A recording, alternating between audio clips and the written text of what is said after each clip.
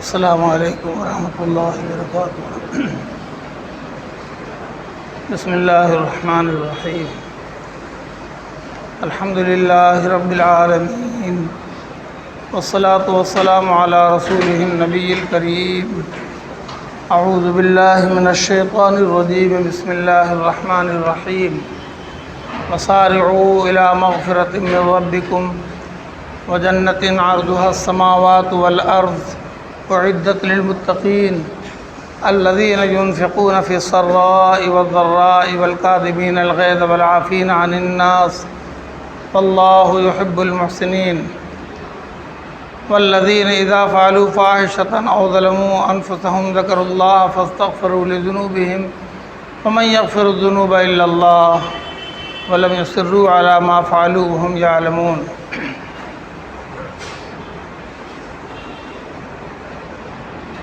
اللہ تبارک و تعالیٰ کا ارشاد ہے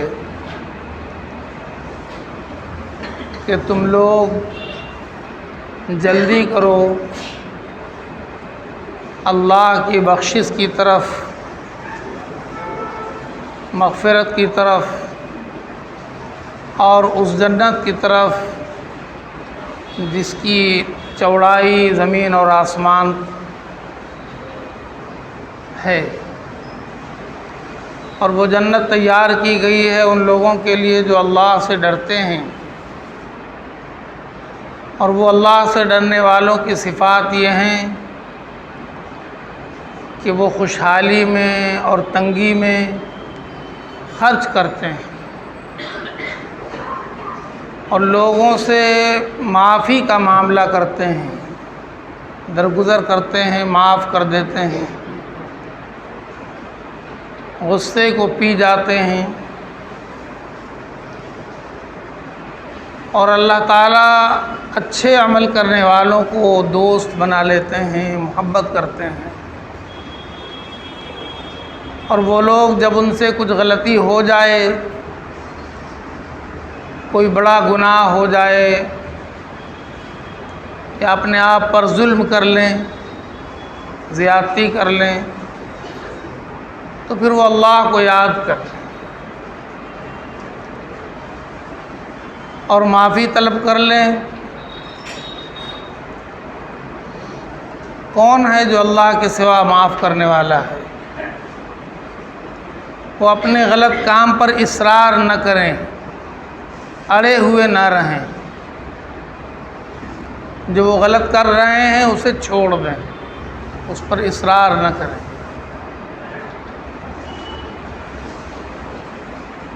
قرآن پاک کی آیات ہمیں ہماری زندگی کی اصلاح میں بہت کارآمد ہیں۔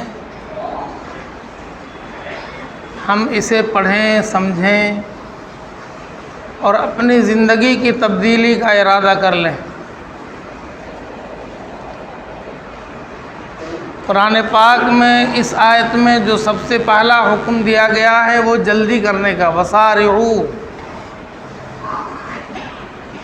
یہ لفظ اس لیے لایا گیا کہ دنیا بہت تیزی کے ساتھ فنا کی طرف جا رہی ہے، دنیا بہت جلد ختم ہونے والی ہے اور تم بڑے اطمینان سے اپنی زندگی گزار رہے ہو۔ بچہ اپنی بچپنے میں مگن ہے کہ ابھی ہماری کوئی ذمہ داری نہیں بنتی، اور یہ بے فکری جب جوانی میں تبدیل ہوتی ہے تو پھر وہ سوچتا ہے ابھی تو جوانی ہے، دنیا میں کچھ مزے لوٹنے کا وقت ہے، پھر جب آخری وقت آئے گا تو دیکھا جائے گا، سوچا جائے گا، کیا جائے گا۔ اور ایک زندگی جب گندگیوں کی اور گناہوں میں خوگر ہو جاتی ہے تو پھر اس کو اپنی اصلاح کی طرف اس کی توجہ نہیں ہوتی، عمر یوں ہی تمام ہو جاتی ہے، اور آخری وقت میں وہ چاہتا بھی ہے تو کچھ نہیں کر سکتا ہے۔ اس لیے اللہ رب العزت نے اپنے پیارے بندوں کو ان کی زندگی میں اصلاح کے لیے جو ترکیب بتایا اس میں یہ ہے کہ اچھائیوں کی طرف دوڑو، جلدی کرو۔ وسارعوا سرعت سے بنا ہے، جلدی کرو۔ سب سے پہلے اللہ کی مغفرت کی ضرورت ہے، اس لیے کہ انسان کوئی بھی دودھ کا دھلا ہوتا نہیں ہے، انسان تو غلطیوں اور گناہوں کا مرکب ہے۔ الانسان مرکب من الخطأ والنسیان، انسان تو بنا ہی ہے بھول چوک سے، غلطیوں سے، گناہوں سے۔ تو یہ فکر کر لینا، یہ سوچ لینا کہ ہم تو پاک دامن ہیں، پاک ساز ہیں، گناہوں سے بچے ہوئے ہیں، یہ غلط فہمی ہے۔ اس لیے فرمایا اللہ کی مغفرت کا ہر ایک محتاج ہے، اور اللہ کی مغفرت کے لیے سست رفتار سے چلنا زیب نہیں دیتا ہے۔ دوڑو، جلدی کرو۔ اور پھر فرمایا مغفرت کے بعد تمہیں جنت ملے گی۔ تمہاری زندگی کا مقصد حصول جنت ہی ہے، اس لیے کہ جو کلمہ تم نے پڑھا ہے لا الہ الا اللہ محمد رسول اللہ، یہ تو جنت والا کلمہ ہے۔ اسی کلمے کی بنیاد پر جنت ملتی ہے، اور جنت ہی کے لیے یہ کلمہ پڑھا ہے، تو اس جنت کو حاصل کرنے کے لیے دوڑو۔ اور پھر جنت کی صفات بیان فرمایا، جنت کے اچھائی اور بڑائی کو بیان فرمایا کہ وہ اتنی بڑی جنت ہے کہ ایک ایمان والے کو جو جنت ملے گی وہ اس زمین اور آسمان سے زیادہ بڑی ہوگی۔ زمین اور آسمان کے بیچ میں جتنی وسعت ہے تم اتنی ہی سوچ سکتے ہو، اس سے زیادہ کی سوچ نہیں سکتے ہو، اس لیے تمہاری سوچ کے مطابق اللہ تعالیٰ نے جنت کی وسعت کو بیان فرمایا۔ حقیقت یہ ہے کہ جنت اس سے بھی زیادہ وسیع ہے۔ اس کے صفات جو آئے ہیں احادیث میں، سچی بات تو یہ ہے کہ ہماری چھوٹی سی عقل میں جنت کی وسعت آ بھی نہیں سکتی۔ اللہ کے پیارے نبی صلی اللہ علیہ وسلم نے ارشاد فرمایا کہ جنت میں جو نعمتیں ملیں گی کسی انسان کے دل میں بھی نہیں گزرا ہے کہ ایسی بھی نعمتیں ہو سکتی ہیں، اتنی بھی نعمتیں ہو سکتی ہیں، اس کے دل میں بھی نہیں گزرا۔ نہ کسی آنکھ نے دیکھا ہے، نہ کسی کان نے سنا ہے، ایسی نعمتیں جنت میں ملیں گی۔ قرآن پاک میں بھی بہت سی صورتوں کے اندر بڑی تفصیلات ہیں جنت کے اچھائیوں اور خوبیوں اور نعمتوں کے بارے میں، اور احادیث تو بے شمار بھری پڑی ہیں۔ یہاں پر اللہ تعالیٰ نے ہماری آپ کی سمجھ کے مطابق فرمایا، کیونکہ ہماری سمجھ اتنی چھوٹی ہے کہ ہم زمین اور آسمان کے خلا کو، دوری کو ہی بہت بڑی چیز سمجھتے ہیں۔ تو اللہ رب العزت نے فرمایا کہ وہ جنت جو تمہیں کلمے کی بنیاد پر ملنے والی ہے، اور جو جنت تمہارے اچھے اعمال کی بنیاد پر ملنے والی ہے، اس جنت کی وسعت اس سے بھی زیادہ ہے جو زمین اور آسمان کی وسعت تم دیکھتے۔ فرمایا یہ جنت تیار کی گئی ہے ایمان والوں کے لیے، اور ایمان والوں میں بھی وہ لوگ جو متقی ہیں، اللہ سے ڈرنے والے۔ ایمان والا ہونا ایک الگ بات ہے، کلمہ لا الہ الا اللہ محمد رسول اللہ پڑھنے والا ایمان والا ہے، لیکن صرف اتنا کلمہ پڑھ لینے سے ہی اس کے اندر ایمان کی تمام صفات آ جائیں، اسلام کی تمام خوبیاں آ جائیں، یہ تو نہیں ہو سکتا۔ اسلام تو ایک مذہب ہے، ایک دین ہے، زندگی کا سارا عمل اسلام میں آتا ہے۔ اس میں ایک خاص صفت کا ذکر فرمایا، اعدت للمتقین، یہ جنت تیار کی گئی ہے ان لوگوں کے لیے جو اللہ سے ڈرنے والے ہیں، تقوی والے ہیں۔ اور آپ دیکھیں کہ اسی تقوی کو، ایمان والے کے اندر تقوی پیدا کرنے کے لیے اللہ تعالیٰ نے یہ اعمال عطا فرمائے۔ روزے کی صفات آپ نے بار بار سنا کہ روزہ کیوں فرض کیا گیا، لعلکم تتقون، تاکہ تم متقی بن جاؤ۔ روزہ وہ عمل ہے کہ جس کے اندر متقی بنانے کی صفت موجود ہے،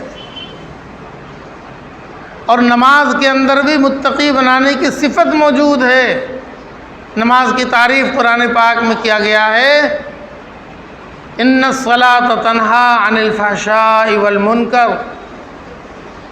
بے شک نماز روک دیتی ہے غلط کاموں سے، ناجائز کاموں سے، برائیوں سے، خرابیوں سے۔ نماز کے اندر روکنے کی صفات موجود ہے۔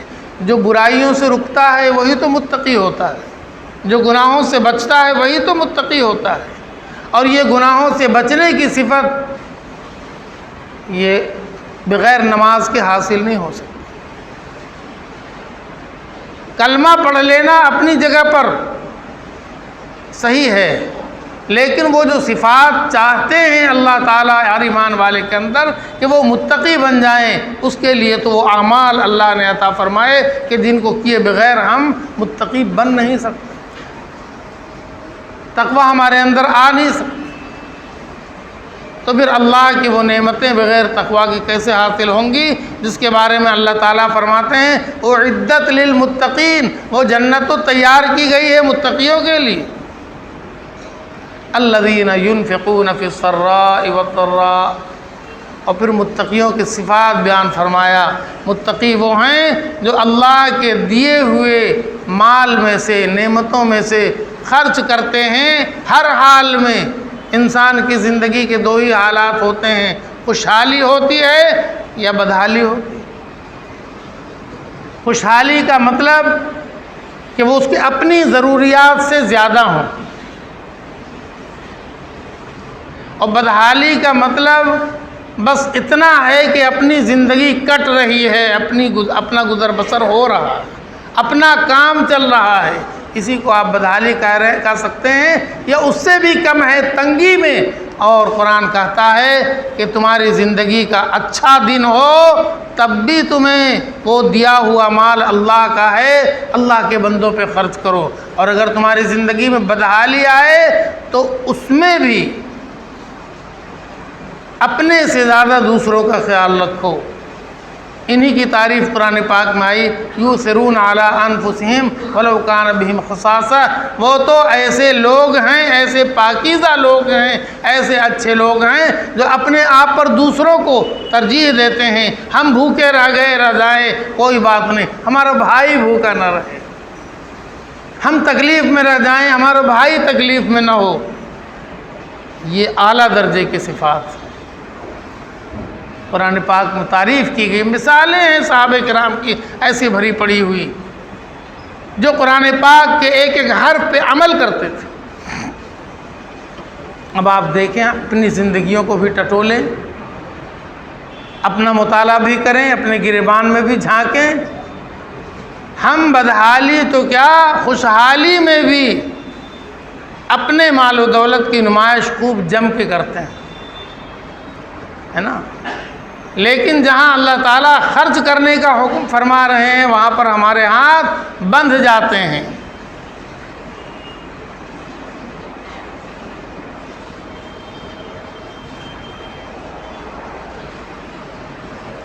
سب جانتے ہیں آج جو حالات ہمارے بن رہے ہیں نا، اس کی وجہ کچھ نہیں ہے اس کے سوا کہ ہم کبھی اپنی اصلاح کی فکر نہیں کرتے، ہم کبھی اپنے اندر تبدیلی کی کوشش نہیں کرتے۔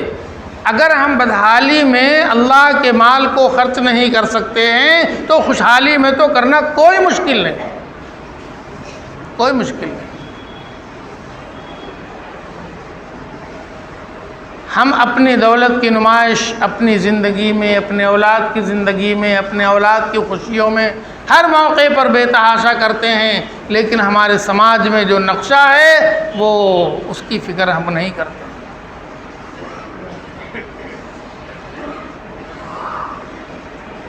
اور پھر کہتے ہیں کہ اللہ تعالیٰ کو ہم پر رحم نہیں آتا۔ اللہ تعالیٰ نے فرمایا کہ واللہ یحب المحسنین، اللہ تعالیٰ احسان کرنے والوں کو دوست رکھتا ہے۔ متقیوں کی صفات میں یہ بھی ہے والکاظمین الغیظ، غصہ کو پی جانا، والعافین عن الناس، لوگوں سے درگزر کر دینا۔ انسان آج دوسروں کے بارے میں کچھ دیکھ کر، دوسروں کو دیکھ کر آپے سے باہر ہو جاتا ہے، اس کی ساری طاقت، سارا غصہ، ساری توانائی ظاہر ہونے لگتی ہے کہ ہم کتنے بڑے ہیں، ہم کتنے طاقتور ہیں، ہم کیا کر سکتے ہیں۔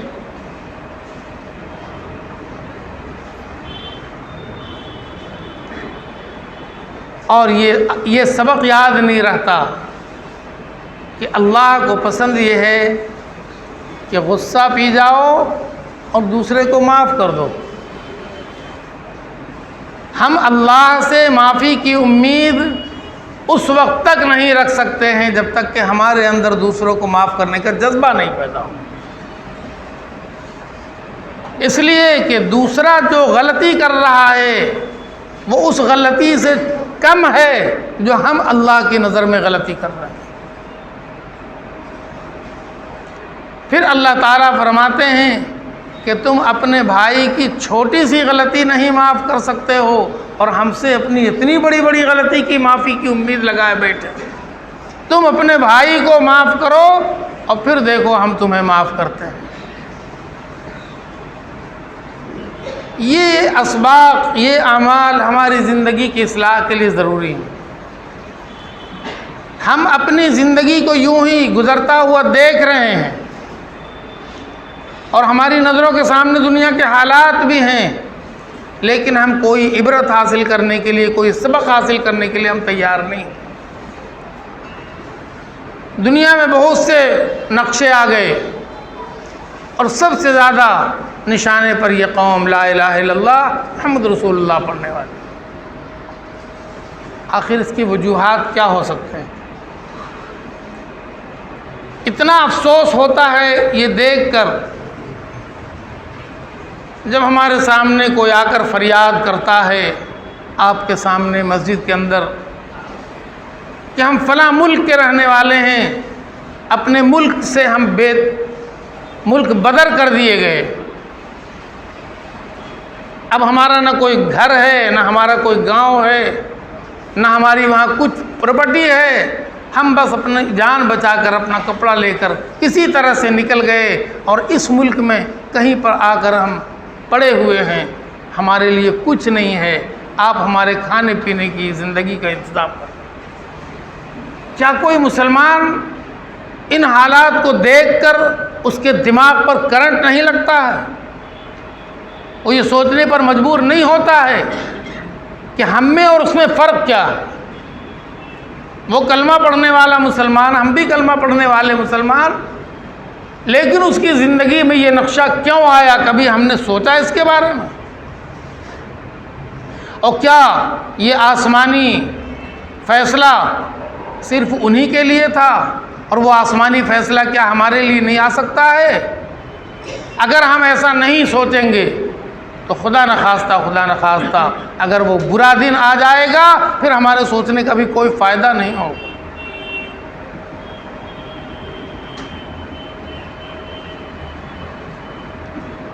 انسان اپنی زندگی میں اصلاح کی فکر ابھی کر لے جب اس کے اندر صلاحیت موجود ہے۔ اب نقشہ یہ ہے کہ اب ان کو صرف اور صرف اپنی زندگی گزارنے کی فکر ہے، اب وہ کچھ کرنا بھی چاہیں گے تو نہیں کر سکتے۔ کیا وہ اپنے بچوں کو پڑھا سکتے ہیں؟ کیا وہ اپنے لیے کوئی مسجد بنا سکتے ہیں؟ کیا وہ اپنے لیے کوئی مدرسہ قائم کر سکتے ہیں؟ اب تو وہ اس مسجد میں، اس مسجد میں، اس شہر میں، اس شہر میں، اس محلے میں، اس محلے میں صرف ایک کام ان کا رہ گیا ہے، بھائی آپ لوگ ہماری مدد کر دو تاکہ ہم زندہ رہ سکیں، بس۔ اب بتائیے کہ اللہ تعالیٰ نے آپ کو اور ہمیں تو ان حالات سے ابھی بچا کے رکھا، ایسا برا دن ہماری زندگیوں میں تو ابھی الحمدللہ نہیں آیا ہے، لیکن آیا جس کی زندگی میں ہے ہم اس کو دیکھ کر اپنی زندگی کی اصلاح نہیں کر سکتے ہیں کیا؟ ابھی ہمارے پاس صلاحیتیں موجود ہیں کہ ہم اپنی اصلاح کر لیں۔ اپنی نسلوں کی اصلاح کر لیں، اپنی عورتوں کی اصلاح کر لیں۔ ہم صرف اور صرف کھانے پینے اور زندگی میں عیش مود کرنے اور زندگی گزار دینے سے ہمارا بھلا نہیں ہونے والا ہے۔ حالات تو یوں ہی بدلتے رہتے ہیں۔ قرآن نے صاف لفظوں میں کہا ہے وَتِلْكَ الْأَيَّامُ نُدَاوِلُهَا بَيْنَ النَّاسِ، ہم تو دنوں کو اسی طرح بدلتے رہتے ہیں لوگوں کے بیچ میں۔ قرآن نے صاف لفظوں میں کہہ دیا ہے وَتِلْكَ الْأَيَّامُ نُدَاوِلُهَا بَيْنَ النَّاسِ۔ ہمیں کوئی فکر نہیں ہے، ہم چند وقت کی نماز پڑھ لیتے ہیں، ہمارے گھر میں کوئی نمازی نہیں، ہمارے گھر کی عورتیں نمازی نہیں، ہمارے جوان بچے نمازی نہیں، وہ آوارہ گردی کرتے پھرتے ہیں، ہماری لڑکیاں ہماری بیٹیاں عریانیت کا شکار ہو رہی ہیں، ہم ان کے سارے چوچلے پورے کر رہے ہیں، لیکن ہم ان کو اسلامی دینی تبدیلی کے لیے ہم کچھ نہیں کر رہے۔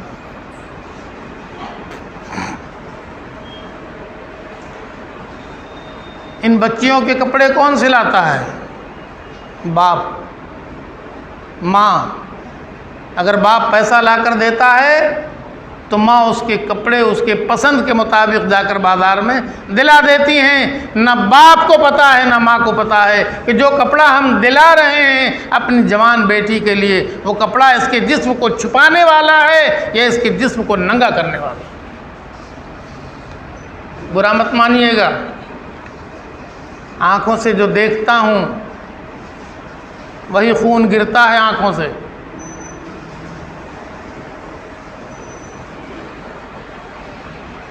ہماری جوان بیٹیاں نماز پڑھتی ہوں گی، میں بدگمان نہیں ہوں کہ نہیں پڑھتی، پڑھتی ہوں گی، لیکن میں یقین کے ساتھ کہتا ہوں کہ نماز نہیں ہوتی ہے۔ کتنا زور سے لگا ہوگا آپ کو۔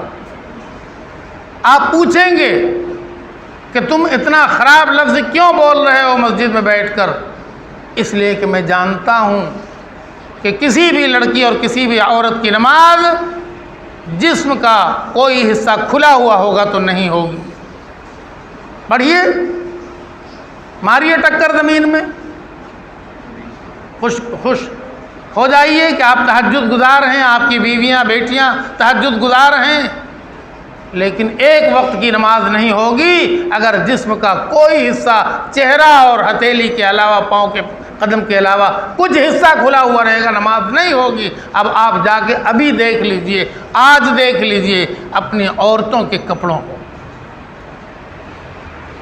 خوش فہمی میں مبتلا ہو جانا بہت بری بات ہے، اپنی اصلاح کر لینا سب سے بڑی بات ہے۔ بار بار کہا جاتا ہے، فکر کیا جانا چاہیے ہماری نسلوں کا کیا حال ہو۔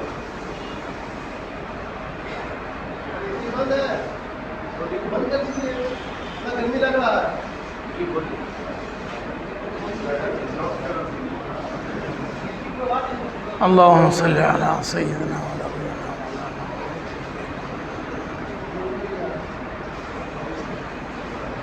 یہ رونا تو سبھی روتے ہیں کہ آج ہمارے بچے بچیاں ہماری بات نہیں مانتے ہیں، سب روتے ہیں، بیٹے بھی بات نہیں مان رہے ہیں، بیٹیاں بھی بات نہیں مان رہی ہیں۔ باپ نے بیٹے کو ذرا ایک تماچا کیا مار دیا کہ اس نے سیدھے جا کر گنگا میں اپنے آپ کو گرا لیا، آج تک اس کا پتہ نہیں چل رہا۔ باپ کا ایک تماچا آج بچہ برداشت نہیں کر پا رہا، تو کیا یہ کہہ دینے سے مسئلہ حل ہو جائے گا؟ اس کا مزاج آپ نے کیوں نہیں بنایا؟ بچپن سے آپ نے اس کو ویسی تربیت اس کی کیوں نہیں کی کہ بچہ اپنے باپ کو باپ سمجھے؟ اس نے صرف اتنا سمجھا ہے کہ ہمارے باپ کا کام صرف اتنا ہے کہ وہ ہماری زندگی کی ساری ضروریات پوری کر دیں۔ ہم جس اسکول کالج میں پڑھنا چاہتے ہیں وہاں میرا داخلہ ہونا چاہیے، ہم جس طرح کا کپڑا پہننا چاہتے ہیں ویسا ہمارا کپڑا ہونا چاہیے، ہم جس اسٹیٹس کی زندگی گزارنا چاہتے ہیں ہمیں وہ سب کچھ ملنا چاہیے، یہ ہمارا حق ہے باپ سے۔ لیکن کبھی اس نے نہیں سوچا کہ میرے اوپر باپ کی کیا ذمہ داری ہے۔ آپ نے کبھی نہیں سکھایا۔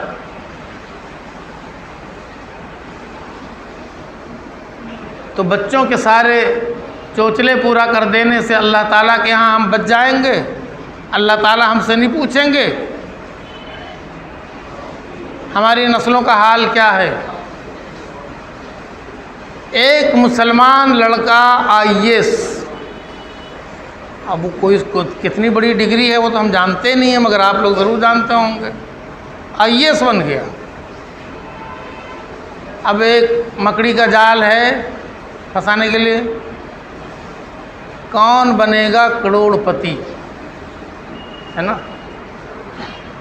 اس میں ایسے ہی ٹاپر لوگوں کو بلایا جاتا، اس لیے کہ کروڑ روپیہ جب دینا ہے تو سوال بھی تو کروڑ کا ہونا چاہیے نا۔ اب اس مسلمان IAS نوجوان سے یہ سوال ہوتا ہے کہ آپ کے سامنے آپشن ہے، 3 نام ہم لکھ رہے ہیں، ان 3 نام میں سے بتا دیجئے کہ کون نبی نہیں ہیں؟ آدم علیہ السلام، ابراہیم علیہ السلام، جبرائیل علیہ السلام، آپ بتائیے کہ اس میں نبی کون نہیں ہے؟ تو مسلمان IAS نوجوان نے صاف لفظوں میں کہا، سر سوال بدل دیجیے، سوال بدل دیجیے، اس سوال کا جواب ہم دے نہیں پائے۔ تو سوال کرنے والے نے منہ دیکھا کہ یہ تو مسلمان کا بچہ ہے، اس کو کچھ پتہ نہیں ہے، سیدھے سے سوال بدلنے کے لیے کہتا۔ انہوں نے کہا بدل دیں گے، لیکن خالی آپ ایسے ہی یوں ہی بتا دیجئے کہ اگر آپ جواب دیں گے کہ ان تینوں نام میں سے کون نبی نہیں ہے تو آپ کون سا جواب دے سکتے ہیں؟ تو اس نے کہا ابراہیم علیہ السلام۔ ابراہیم علیہ السلام نبی نہیں ہے، مسلمان IAS افسر۔ چلیے اس پر کوئی نمبر نہیں ملا اس کو۔ اس نے کہا آپ تیار ہو جائیے، ہم اگلا لا رہے ہیں سوال۔ اب سوال اس نے لایا اسکرین پر رامائن کا، اور اس نے اسی طرح سوال کیا، اس نے فٹ سے جواب دے دیا، اب بہت بھاری انعام کا حقدار بن گیا۔ اب ذرا تالی ماری، آپ لوگ بھی خوش ہو جائیے کہ ہمارا مسلمان نوجوان رامائن کا جواب دے کے کروڑ پتی بن گیا۔ جتنا آنسو ہے آج گر جانا چاہیے، آج پوری قوم کو مل کے رونا چاہیے کہ ہمارا ایک IAS نوجوان برباد ہو گیا۔ باپ ماں نے کتنی تمناؤں کے ساتھ اس کو IAS بنایا ہوگا، لیکن جہنم کے اعلیٰ درجے میں اس کا ٹھکانہ ہے کہ اس کو یہ پتہ نہیں ہے کہ ابراہیم علیہ السلام نبی ہیں کہ نہیں ہیں، وہ صاف کہتا ہمیں معلوم نہیں۔ اور رامائن معلوم ہے، رامائن معلوم، دنیا میں انعام مل رہا۔ یہ ایک چھوٹی سی مثال ہے، ایسی بے شمار مثالیں ہمارے سماج اور معاشرے میں موجود ہیں۔ جس کا جی چاہے وہ اپنے آپ کو ٹٹول لے، اپنے بچوں کو، اپنی بچیوں کو دیکھ لے، اپنے خاندان کو، اپنی نسلوں کو ٹٹول لے اور سوچ لے کہ اپنی نسلوں کو کہاں لے جا رہے ہیں۔ کلمہ صحیح پڑھنا نہیں آتا ہوگا، اتحیات و درود شریف صحیح پڑھنا نہیں آتا ہوگا، نماز کی رکعتیں نہیں معلوم ہے، نماز کے اوقات نہیں معلوم ہیں، قرآن پاک کی آیات کیسے پڑھی جاتی ہیں وہ تو ہم نہیں جانتے، لیکن جو بنیادی چیزیں ہیں کہ نماز پڑھے بغیر تو کچھ بھی نہیں ہوتا وہ بھی نہیں معلوم ہوگا، نماز کی شرطیں کتنی ہیں، نماز کے فرائض کتنے ہیں۔ ہماری نسلیں کہاں جا رہی ہیں؟ اور پھر بربادی آئے گی، اور بربادی تو آ رہی ہے، مگر ہم سوچتے نہیں۔ ہم دنیا میں ہر دن آگے بڑھنے کی کوشش کر رہے ہیں،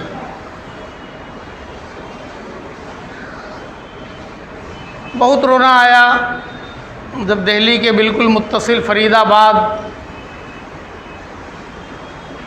کا ایک گاؤں جس میں کوئی مٹی کا مکان، پھوس کا مکان نہیں، سارے مکانات اونچے اونچے بڑے بڑے سٹے سٹے، 2 منزلہ 3 منزلہ، اور پوری بستی کو بالکل تہس نہس کر دیا گیا، ایسا بلڈوز کیا گیا۔ اب ساری عورتیں روڈ پر رو رہی ہیں، جوان جوان بیٹیاں کھڑی ہیں، اب ان کا سامان، نہ سامان ہے نہ مکان ہے، کچھ بھی نہیں ہے۔ اب وہ جو کپڑا بدن پہ ہے وہی ہے، نہ ان کے پاس کھانا پکانے کی دیگچی ہے، نہ کپڑا بدلنے کا کپڑا ہے، کچھ بھی نہیں ہے، روڈ پر ہیں۔ اور بے رحم ظالم حکمرانوں نے اس انداز میں، اور سب کے سب تقریباً 99% وہاں مسلمان ہیں، 99% سب مسلمان، 99% مسلمان۔ اب ان کی زندگی کیسے کٹ رہی ہے؟ ایک مسجد ہے، دور دراز سے لوگ مسجد میں آتے ہیں، کچھ پکا کے کھانا لے آتے ہیں اور وہ ان کو بانٹتے ہیں خیرات کے طور پر۔ زندہ رہنے کے لیے جو کچھ بھی مل جاتا ہے وہ مجبور ہو کر وہ شریف گھرانے کی عورتیں بھی، مرد بھی، بچے بھی، بچیاں بھی، اور سب بچیاں دیکھ رہے ہیں کہ کیا ہو گیا، میرا گھر کہاں چلا۔ یہ بات صرف ان کے لیے نہیں ہے، ان پر تو بیت گئی، یہ ہمارے لیے ہے کہ خدا نخواستہ ہم پر ایسا دن برا نہ آئے۔ ہم ابھی سے سوچ لیں، ہم کو سنبھلنے کے لیے ہمارے پاس وسائل کی کمی نہیں ہے، یاد رکھیے گا جو میں کہہ رہا ہوں۔ ہمارے پاس ذرائع اور پیسوں کی انتظامات کی کوئی کمی نہیں ہے، لیکن ہمارے پاس کمی ہے تو ہمارے اعتماد کی، بھروسے کی کمی ہے، ہمارے ایمان اور اخلاق کی کمی ہے، ہمارے اندر فکر کی کمی ہے۔ ہم سوچتے نہیں ہیں کہ ہمیں کچھ کر لینا چاہیے، ہمیں اپنی نسلوں کے لیے کچھ کر لینا چاہیے، ہمیں اپنی قوم کے لیے کچھ کر لینا چاہیے۔ ہمارے پاس وسائل بہت ہیں، لیکن ہمارے اندر ایک دوسرے پر اعتماد نہیں ہے، آپس میں اتحاد نہیں ہے۔ تو جب اعتماد نہیں ہوگا تو سارا ٹوٹ جائے گا۔ یہ پورا جسم ہمارا، جسم کے الگ الگ اعضاء ایک دوسرے کے کام آتے ہیں جب یہ ایک دوسرے سے جڑے ہوئے ہیں روح کے ذریعہ۔ جس دن روح نکل جائے گی اندر سے، نہ ہاتھ پیر کے کام آئے گا، نہ پیر آنکھ کے کام آئے گا، نہ سر کے کام آئے گا۔ آج پاؤں میں کانٹا چبھتا ہے تو آنکھ سے آنسو ٹپکتا ہے، پیٹ میں درد ہوتا ہے تو کڑاکے کے جاڑے میں یہ پاؤں چل کے ڈاکٹر کے ہاں جاتا ہے۔ جسم کے یہ اعضاء ایک دوسرے کے کام آ رہے ہیں کیونکہ یہ ایک دوسرے سے جڑے ہوئے ہیں روح کے ذریعہ۔ جب روح نکال دیجئے پھر کاہے کو کوئی کسی کے کام آئے گا؟ پڑا ہوا ہوگا، کوئی لات سے ٹھوکر بھی مارے گا لاش کو تو اس کو کوئی پرواہ نہیں۔ اللہ رب العزت نے ہم ہر کلمہ لا الہ الا اللہ محمد رسول اللہ پڑھنے والے کو اسلام کی روح سے جوڑ دیا ہے، اور دنیا اس چیز کو جان چکی ہے کہ یہ قوم اسلام کی روحانیت سے جڑی ہوئی ہے۔ زمین کے ایک کنارے پر ایک کلمہ پڑھنے والے کو اگر تکلیف ہوتی ہے تو زمین کے دوسرے کنارے پر بسنے والے کلمہ پڑھنے والے کو اس کی تکلیف محسوس ہوتی ہے۔ یہ قوم اس طرح اسلام سے جڑی ہوئی ہے، اسلامی روحانیات سے۔ اس کو نکال دو، اسلام کو ان کے اندر سے نکال دو، قرآن کو ان کے اندر سے نکال دو، روحانیت سے ان کو محروم کر دو۔ جی یاد رکھیے گا، قرآن نے تعبیر بھی یہی کیا ہے، وَكَذَلِكَ أَوْحَيْنَا إِلَيْكَ رُوحًا مِّنْ أَمْرِنَا، ہم نے قرآن کو روح بنا کر اتارا ہے، روح بنا کر اتارا ہے، روح بنا کر اتارا۔ ہم کتنے دور ہیں قرآن پاک سے؟ الفاظ پڑھ بھی لیں تو اس کے معنی مطلب سے کیا مطلب ہمارا ہے، ہم اس کے حکموں پر کتنا عمل کرنے والے ہیں۔ ہماری زندگی تو یوں ہی گزر رہی ہے۔ آج ہم دوسرے کو معاف کرنے کے لیے تیار نہیں۔ اسلام کی تعلیم کیا ہے؟ جب مکہ مکرمہ فتح ہو گیا تو ایک پس منظر الگ ہے۔ ظلم کی جتنی صورتیں ہو سکتی ہیں سب مسلمانوں کے خلاف آزمائی گئی مکہ مکرمہ میں۔ اللہ کے نبی حضرت محمد رسول اللہ صلی اللہ علیہ وسلم کو قتل کر دینے کا پلان بنا لیا گیا۔ آپ رات کے اندھیرے میں چھپ کر گھر سے نکلے ہجرت کرنے کے لیے، اور مسلمان اپنا گھر دروازہ عورت بیوی بچے چھوڑ کر، مال دولت چھوڑ کر، باغ باغیچہ چھوڑ کر وہ جا کے دوسرے شہر میں جا کر مدینہ منورہ میں آباد ہو گئے، اپنا سب کچھ چھوڑ گئے۔ مکہ فتح ہو گیا، اب مسلمان پھر مکہ مکرمہ میں واپس آئے، اور جن لوگوں نے نکالا تھا مسلمانوں کو آج وہ اپنی خیر منا رہے ہیں کہ ایک حکم اللہ کے نبی صلی اللہ علیہ وسلم کا ہوگا، مارو، تو پھر ایک گردن نہیں بچے گی۔ یہ مکہ مکرمہ والے جان چکے تھے کہ آج ہمارے بچنے کی کوئی صورت نہیں۔ تو حضور پاک صلی اللہ علیہ وسلم نے ایک صحابی کی آواز سن لیا جو مارے جوش کے، مارے غصے کے، مارے خوشی کے، ہر جذبہ ان کے اندر جاگ چکا تھا۔ مکہ فتح ہونے کے بعد بہت ظلم سہ کر کے نکلے تھے نا، تو آج وہ آپے سے باہر ہو رہے تھے۔ انہوں نے کہا الیوم یوم الملحمہ، آج تو خون اور بوٹی کا دن ہے، آج تو بوٹی بوٹی اڑا دیں گے، قطرہ قطرہ خون ان کا بہا دیں گے، آج چھوڑیں گے نہیں۔ آواز آ گئی، سرکار دو عالم رسول اللہ صلی اللہ علیہ وسلم رحمت للعالمین تک بات پہنچ گئی کہ آپ کے صحابی اتنے جوش میں ہیں، پتہ نہیں کیا کر ڈالیں گے۔ حضور نے فرمایا ان سے جھنڈا لے لو، جھنڈا لے لو ان سے، بلاؤ ان کو۔ وہ آ گئے، حضور ہم سے کچھ غلطی ہو گئی، فرمایا الیوم یوم الملحمہ نہیں بولو گے، بولو الیوم یوم المرحمہ، آج تو رحم کرنے کا دن ہے، آج خون بہانے کا دن نہیں ہے، آج بوٹی اڑانے کا دن نہیں ہے، آج گردن کاٹنے کا دن نہیں ہے۔ اللہ نے ہماری زندگی میں ایسی خوشیاں نصیب فرمایا ہے، آج تو دوسرے پر رحم کرو، آج کا دن رحم کرنے کا دن۔ یہ اسلام کی تعلیم ہے۔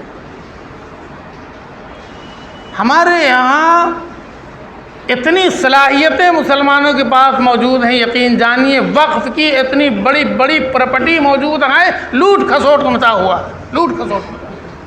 قوم چاہے برباد ہو جائے، قوم چاہے بھوکی مر جائے، قوم کے بچوں کو تعلیم نصیب نہیں ہو، قوم کے بچوں کو کچھ بھی نصیب نہیں ہو، مگر بڑی بڑی پراپرٹی کسی کے جیب میں چلی جائے یا یوں ہی برباد ہو جائے۔ آپ کی نظروں کے سامنے بھی بہت بڑی بڑی پراپرٹی یوں ہی برباد ہو رہی ہے، اس کا کوئی استعمال نہیں ہے، قوم کو ایک پیسے کا اس سے نفع نہیں مل رہا ہے۔ لیکن جب آفت آئے گی نا تو آپ لوگ چلیے نا، سب لوگ اٹھیے نا، سب لوگ میدان میں آئیے نا، دیکھیے وہ پراپرٹی ہے، مسلمانوں کی ہے، وقف کی ہے، وہ غیروں کا قبضہ ہو رہا، آپ لوگ چلیے نا، سب چلیے۔ لیکن جب وہ چیز آپ کے ہاتھ میں ہے تو آپ اس کے لیے لڑیے اور دوسرے کو نفع نہیں پہنچائیے، اس سے قوم کا کچھ بھلا اس سے نہیں ہوگا۔ تو یہ سب حساب اللہ کے یہاں ہوگا۔ اللہ ہم سب کو دنیا کے اندر اچھی بات سمجھ لینے کی اور اچھے کام کر لینے کی اللہ ہم سب کو توفیق عطا فرمائے۔ آخر دعوانا